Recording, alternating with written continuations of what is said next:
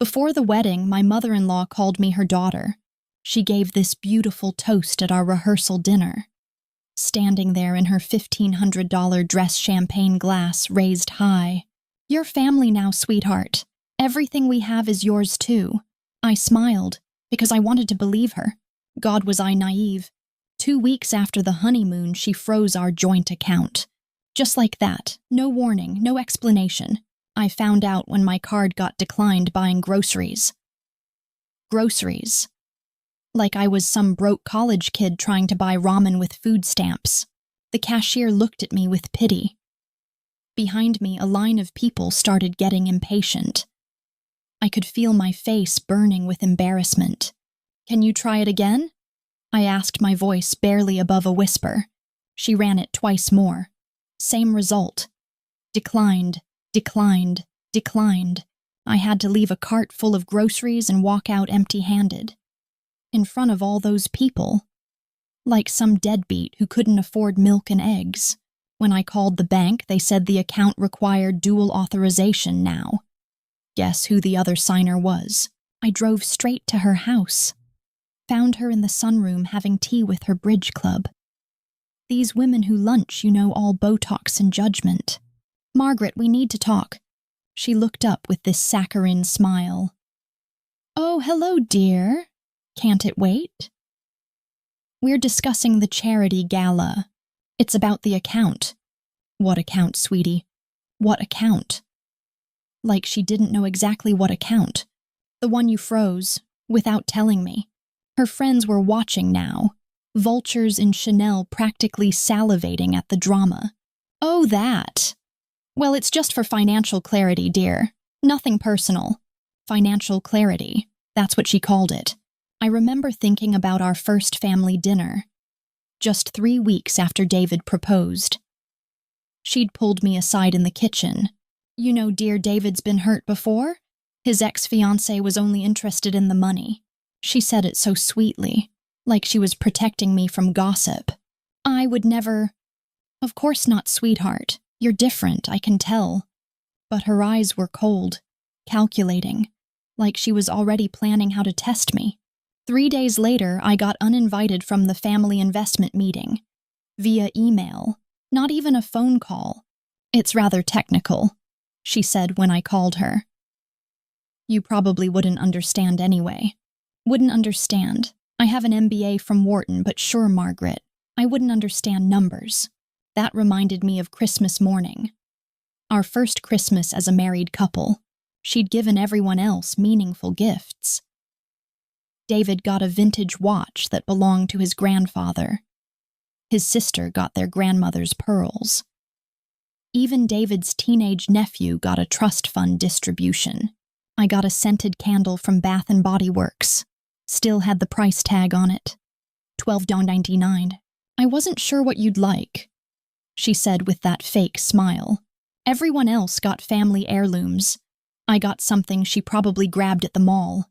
Then she removed me from the estate planning discussions. The foundation board meetings. Even the damn holiday planning committee. Like I was some random stranger who'd wandered into their family photo. I started keeping a mental list of every slight, every little cut, like when she hired a new interior designer and told them I had no taste. I found out when the decorator called to apologize. "Mrs. Chen said you wouldn't be involved in the redesign decisions. She said you prefer to leave decorating to people who understand quality." Or when she told the country club I was still adjusting to our lifestyle. Whatever that meant.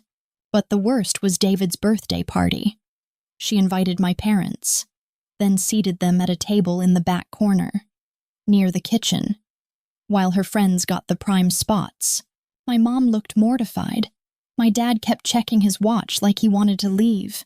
"It's just better this way," Margaret whispered to me. "They'll be more comfortable with people from their own background." Their own background. My dad's a retired professor. My mom's a pediatrician. But apparently that wasn't good enough for Margaret's seating chart. When I finally cornered her at David's birthday party, she just smiled that cold smile. You married into this family, darling, but that doesn't mean you lead it. Lead it, I just wanted to be included in it. That's when I realized what was happening. She wasn't just being controlling. She was systematically erasing me, making me disappear piece by piece. We lived in a house she technically owned. The deed was in some trust with her name all over it. My clothes hung in closets that belonged to her. My calendar was synced to her staff's system. Her assistant knew my schedule better than I did. Even the damn cutlery had her monogram. Everything I touched was marked with her initials, like she was a dog pissing on everything to mark her territory.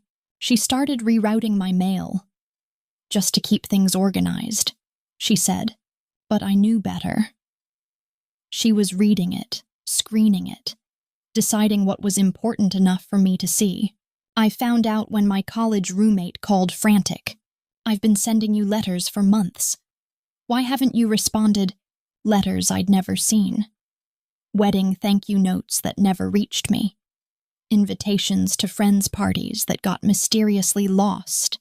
She told the gardeners I preferred lilies. I hate lilies. Always have. But suddenly they were everywhere. In every room. In every vase. Like she was slowly poisoning my own space with flowers I couldn't stand. The smell made me nauseous. But every time I asked them to remove the lilies, they'd come back the next day. Mrs. Chen specifically requested them. The head gardener told me. She said you loved them. When I suggested David and I contribute financially as a couple, she actually laughed. This tinkling, condescending laugh. You don't need to worry about money, sweetheart. Just stay gracious. Gracious. That was her favorite word for me. It meant silent, invisible, compliant. A pretty decoration that didn't talk back. The breaking point came at Thanksgiving. She seated me at the kids' table. Literally. With David's teenage cousins and their smartphones and their acne. There wasn't room at the main table. She said, not even looking at me. But you understand. I understood perfectly. David said nothing. Just cut his turkey like nothing had happened. His 16-year-old cousin looked at me with pity. This is weird, right? You're married to Uncle David. Yeah, kid, it was weird. I sat there cutting my turkey into tiny pieces, listening to teenagers complain about their AP classes, while the adults discussed family business at the real table. That night I told David everything. She's just protective, he said, not looking up from his laptop.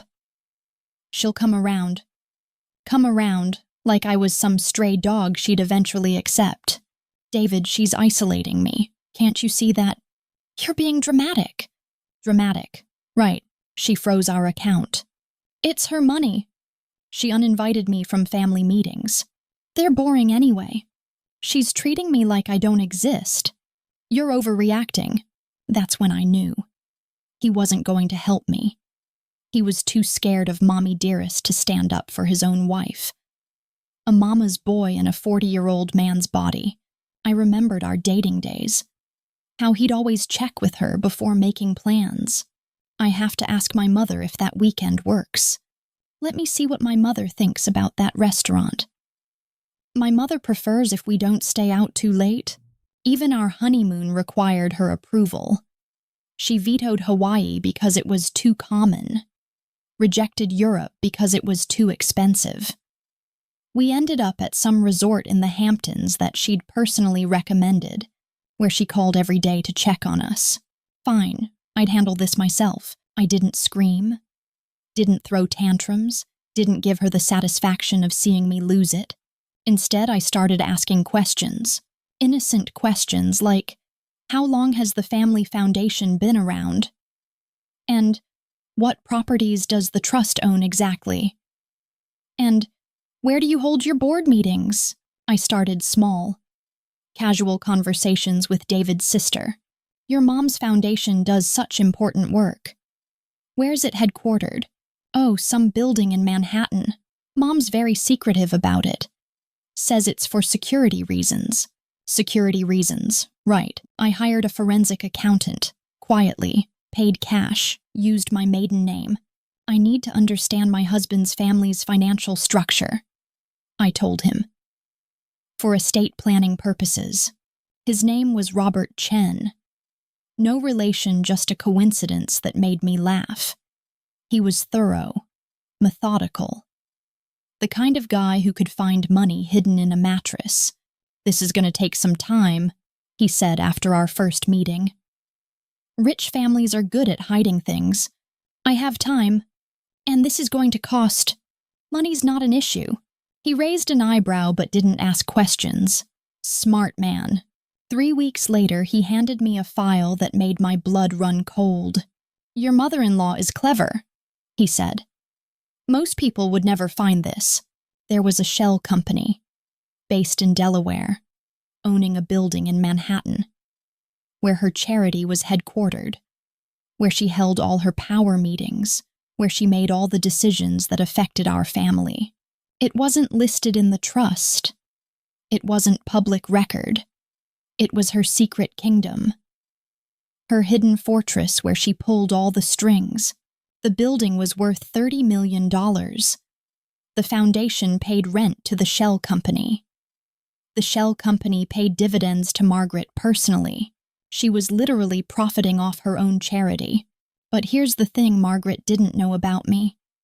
4 years before I met David, I sold my startup. A quiet exit. Nothing flashy. Just enough to make me independently wealthy. I'd never told anyone, not even David. I lived modestly, drove a reasonable car, shopped at normal stores, played the part of the sweet dependent wife, but I had power. Real power. The kind that comes with 8 figures in the bank. My startup had been acquired by Google, a little AI company I'd built in my garage. The kind of success story Silicon Valley dreams are made of. I'd kept quiet about it because I wanted to be loved for me, not my money. Ironic, considering I'd married into a family that only cared about money. Through 3 different holding companies, I made an offer on the building. My lawyer handled everything. Shell companies buying from shell companies. It was like Russian dolls, but with more paperwork. The shell company accepted immediately. They thought they were selling to some anonymous investment group. They had no idea who the real buyer was. The process took 6 weeks. 6 weeks of contracts and inspections and due diligence. 6 weeks of Margaret treating me like furniture. 2 months later, the building was mine. Her office, her boardroom, her foundation's headquarters. All sitting on ground she no longer controlled. I spent a week just walking through the building, learning every hallway, every conference room, every closet where she stored her secrets. The security guards started recognizing me. The cleaning staff nodded when I passed. I didn't evict her, didn't raise the rent, didn't change anything visible. I just changed the contact address on all the paperwork to mine, and I waited. The next family dinner was at her house. Same dining room, same expensive china, same seating arrangement with me pushed to the periphery like some unwanted guest. She stood up for a toast. In this family, we believe in protecting what's ours. I raised my glass, then slid an envelope across the table. She opened it, read the first page, then the second. Her face went white. The documents were simple. A deed transfer. A new lease agreement, a letter from my lawyer explaining the change in ownership. You bought it. I smiled. You kept me out of everything. So I bought the one thing you were hiding everything in. The silence was deafening. You could hear a pin drop. David looked at me like he'd never seen me before. You didn't tell me. No. Because you would have tried to stop me, and I wanted to see how far your mother would go. Margaret's hands were shaking now. This is legal. Yeah, I know. I had 3 lawyers check. Want to see their opinions. I pulled out another envelope. Legal briefs. All confirming what I already knew. You can't do this. Actually, I can, and I did. She stood up so fast her chair fell over. You little... Careful, Margaret. I'm your landlord now. David was looking back and forth between us like he was watching a tennis match. What does this mean? I kept my eyes on Margaret. It means your mother's power base just shifted, dramatically. You can't kick me out, she said. I won't. As long as you remember who actually owns the building where you make all your important decisions. Margaret's face was purple now. You manipulative little... I learned from the best. The rest of the family was watching like it was primetime television. Back and forth. Back and forth. David's sister looked confused. What building? The one where your mother runs her foundation. The one she's been using as her personal ATM. Margaret's eyes went wide. You don't understand. I understand perfectly. Shell company, rental income, tax write-offs. It's actually quite clever. This won't stand, Margaret said. I'll fight this. With what your shell company has no legal standing anymore. I own the building. I own the land. I own the power. She sat down heavily. For the first time since I'd known her, Margaret looked old. Fragile. Human. What do you want? I want to be treated like family. Real family. Not some decoration you can ignore when it suits you. And if I refuse, I smiled. Then I guess you'll find out what it's like to be powerless. David was staring at me. I don't know who you are anymore. I'm the same person I always was. You just never bothered to really look. Margaret's voice was barely a whisper. How long have you been planning this? Since Thanksgiving, when you sat me with the teenagers. That was just strategic, I know. Everything you do is strategic, but so is everything I do. I stood up. I'm going home now. Our home. The one we're going to start paying rent on, like adults. David followed me to the car. This is insane! This is justice. She's my mother. And I'm your wife. Or did you forget that? He got in the passenger seat. We drove in silence for 10 minutes. What happens now? He finally asked. Now she learns what it's like to ask permission instead of just taking what she wants. And if she doesn't, I pulled into our driveway. Then she finds out what happens when you underestimate the wrong person. The next morning, my phone rang at 6 a.m. We need to talk, Margaret said. I'm listening. Not over the phone, in person. Your office or mine. Silence. I'll be at the foundation building at 10, she said. I'll see you there. I hung up and smiled. She built walls to keep me out. I bought the land underneath them. And today, we were going to have a very different conversation. David was already getting dressed. I'm coming with you. No, you're not. She's my mother. And this is my fight. I looked at him in the mirror. You had your chance to stand up for me. You chose her. Now I'm choosing myself. He opened his mouth to argue, then closed it. Smart man. At 9:55, I walked into the building I now owned. The security guard nodded at me. The elevator operator smiled. They all knew who signed their paychecks now. I'd spent the morning reviewing the building's finances. The foundation paid $200,000 a month in rent, $2.4 million a year. Money that used to go straight into Margaret's pocket. Not anymore. Margaret was waiting in her office. She looked like she hadn't slept. Hair disheveled, makeup smudged. The perfect facade finally cracking. Sit, she said. I remained standing. I prefer to stand in my own building. Her jaw tightened. What do you want? I want you to understand something. You thought you could erase me, make me disappear, turn me into some ghost haunting the edges of your perfect family. I was protecting. You were protecting your power, and now I have it. I walked to the window, looked out at the city below. All those people scurrying around like ants. Every decision you make about the foundation happens in this building. Every meeting with the board, every strategic planning session, every donor dinner. She said nothing. And now I control whether those things happen or not. You wouldn't dare! I turned back to her. Try me. The intercom buzzed. Mrs. Chen, the board members are here for the 10:30 meeting. I looked at Margaret. Should I tell them you're ready, or should I tell them the meeting's canceled? Her hands were clenched in her lap. You're destroying everything I've built. I'm showing you what it feels like to be powerless, to have someone else control your life. The intercom buzzed again. Mrs. Chen, Margaret looked at me. For the first time I saw fear in her eyes. Real fear. What do you want? She whispered. I want you to remember this feeling. Every time you think about treating me like I don't matter. I walked to the door. The meeting can proceed, for now. As I left, I heard her telling her assistant to send the board members in. But I also heard something else.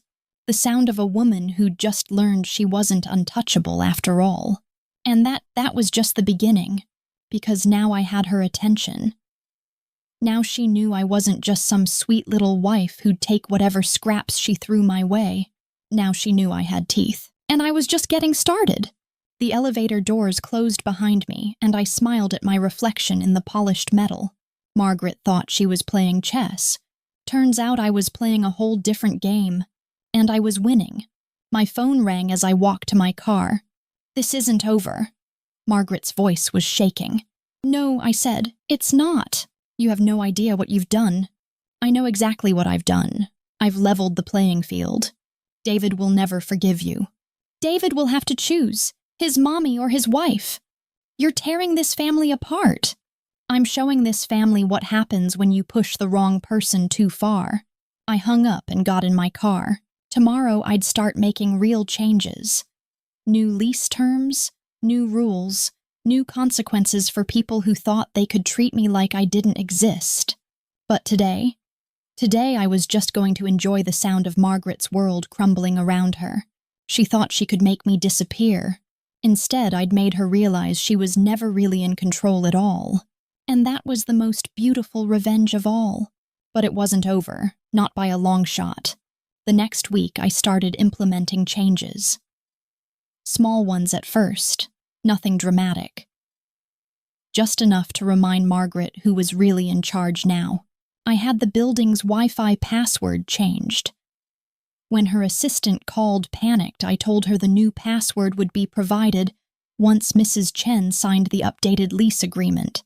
The lease agreement that included new terms, like a morality clause, and a provision that allowed me to terminate the lease with 30 days' notice.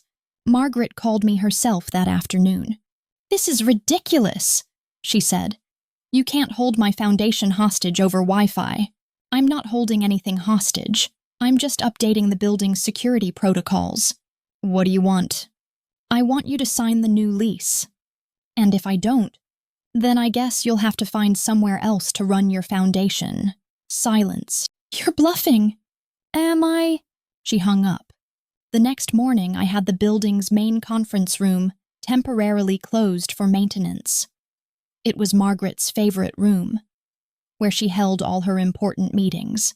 Her assistant called again. Mrs. Chen needs the conference room for the board meeting. I'm sorry, but it's not available. There's a leak in the ceiling. When will it be fixed? Hard to say. These old buildings, you know. Margaret stormed into my office that afternoon. I was ready for her. This is harassment, she said. This is business. You're trying to destroy my foundation. I'm trying to run my building efficiently. She slammed her hand on my desk. What do you want? I want you to understand what it feels like to have someone else control your life. Fine, you win. I'll sign your damn lease. Good, but there's more. Her face went pale. More? I want you to publicly apologize to me at the next family dinner. Absolutely not. Then I guess we'll keep playing this game. You're insane. I'm thorough. She left without another word. But I wasn't done yet. The next day I scheduled a surprise inspection of the building. Code compliance, you know. Safety first. The inspector found several violations that required immediate attention. Nothing dangerous, of course. Just inconvenient. Like the kitchen in Margaret's office suite. Apparently the permits weren't up to date. She'd have to stop using it until the paperwork was sorted out. And the parking spaces. Turns out they weren't properly marked for handicap accessibility. The whole parking garage would need to be repainted. Margaret's donors started complaining. They couldn't park. They couldn't get coffee during meetings. The building felt unprofessional. I got another call. "You're sabotaging me," Margaret said. "I'm ensuring building compliance. This is about more than the building. You're right. This is about respect. I won't be blackmailed. This isn't blackmail, this is consequences." Meanwhile, David was getting increasingly uncomfortable. He'd tried to stay neutral, but Margaret was pressuring him to choose sides. "Your wife is destroying everything," she told him. "You need to control her. Control me, like I was some disobedient pet." David came home that night looking defeated. "She wants me to talk to you," he said. "About what?" "About stopping this. Whatever this is. This is me standing up for myself. This is you being vindictive. This is me showing your mother what happens when you underestimate someone. She's an old woman. She's a manipulative woman who treated me like garbage. She's my mother. And I'm your wife. Why is that so hard for you to understand?" He sat down heavily. "I don't know how to fix this. You don't fix this. You choose." "That's not fair." "Neither was sitting me at the kids' table on Thanksgiving. That was just strategic. I know. Everything she does is strategic, but so is everything I do." The next family dinner was at David's sister's house. Margaret looked like she'd aged 5 years in 2 weeks. She barely spoke during dinner. Just picked at her food and glared at me. After dessert, she stood up. "I have something to say." The room went quiet. "I want to apologize to my daughter-in-law for not making her feel welcome in our family." It was the most insincere apology I'd ever heard. But it was a start. "Thank you, Margaret. That means a lot." "Does this mean you'll stop? Whatever you're doing to my building?" "I'll stop the maintenance issues. The lease terms stay." Her jaw tightened. "Fine." But I could see it in her eyes. She was planning something.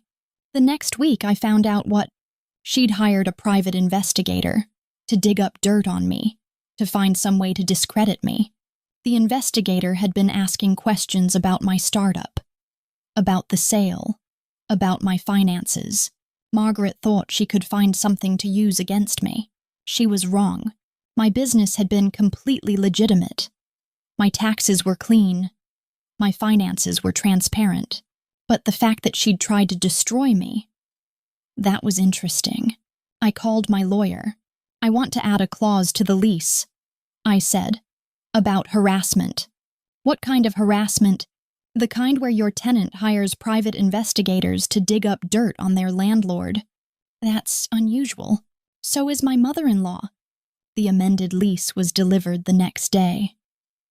Margaret had 48 hours to sign it, or the original lease would be void. She called me that evening. "You found out about the investigator." "I find out about everything, Margaret. I was just trying to protect my family. You were trying to destroy me. I was trying to understand who you really are. I'm someone who doesn't like being underestimated." "What do you want?" "I want you to stop treating me like the enemy. And if I don't, then you'll find out what it's like to lose everything you've built." She hung up. The next morning, the signed lease was waiting on my desk, but I knew this wasn't over.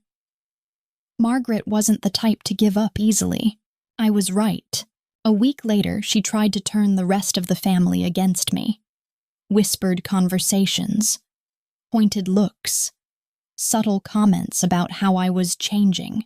But I'd learned her playbook. I knew how to play this game. I started my own whisper campaign. About Margaret's shell company. About her secret profits from the foundation. about how she'd been using charity money to line her own pockets. The family was horrified. Not because it was illegal, it wasn't, but because it was tacky. And rich families hate being tacky. Margaret's reputation started to crack. The foundation's donors started asking questions. The board members started getting nervous.